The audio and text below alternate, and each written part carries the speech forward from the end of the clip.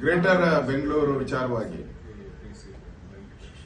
ಈಗಾಗಲೇ ಕೋರ್ಟ್ ಅಲ್ಲಿ ಚರ್ಚೆ ಆಗಿ ಸರ್ಕಾರಕ್ಕೆ ನೋಟಿಸ್ ಸರ್ವ್ ಮಾಡಿದ್ದಾರೆ. 2 ವಾರದಲ್ಲಿ ಉತ್ತರ ಕೊಡಿ ಅಂತೇಳಿ. ಗ್ರೇಟರ್ ಬೆಂಗಳೂರು ಹೆಸರಲ್ಲಿ ಬೆಂಗಳೂರನ್ನ ಹೋಳು ಮಾಡಿ ಅಭಿವೃದ್ಧಿ ಕಾರ್ಯಗಳನ್ನ ಕುಂಠಿತ ಮಾಡುವಂತ ಒಂದು ಹುನ್ನಾರ ಅಂತ ನನಗನ್ಸುತ್ತೆ. ಅಭಿವೃದ್ಧಿ ಮಾಡಂಗಿದ್ರೆ ಇವರು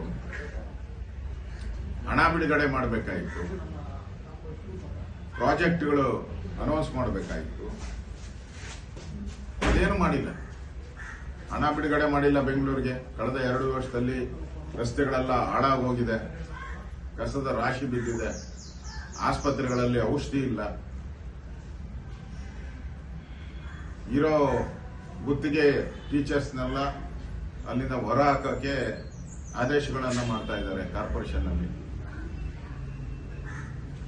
ನನಗನ್ಸುತ್ತೆ ಜನರ ಮನಸ್ಸನ್ನ ಡೈವರ್ಟ್ ಮಾಡಕ್ಕೋಸ್ಕರ ಬೆಂಗಳೂರನ್ನ 5 ಭಾಗ ಮಾಡಿದಿರಿ ಅಂತ ಇನ್ನೊಂದು ವರ್ಷ 7 ಗಂಟೆ ಸೂಚಿಸ್ತಾರೆ.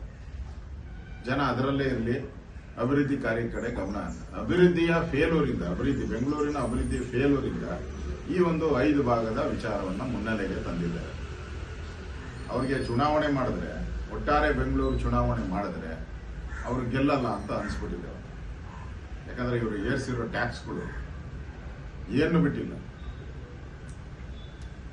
ಕುಡಿಯೋ ನೀರಿಂದ ಹಿಡಿದು, ಹಾಲಿಂದ ಹಿಡಿದು, ಆಲ್ಕೋಹಾಲಿಂದ, ಟ್ಯಾಕ್ಸ್ ಇಂದ, ಅದೇನೋ ಈ ಖಾತಾ ಅಂತ ಮಾಡಿ ಆ ಈ ಖಾತಾಯಿಂದ ಯಾವುದನ್ನು ಕೂಡ ರಿಜಿಸ್ಟ್ರೇಷನ್ ಆಗದ ಪರಿಸ್ಥಿತಿಯಲ್ಲಿ ಮುಟ್ಬಿಟ್ಟಿದೆ. ಈ ಖಾತಾ ಮಾಡಕ್ ಹೋಗಿ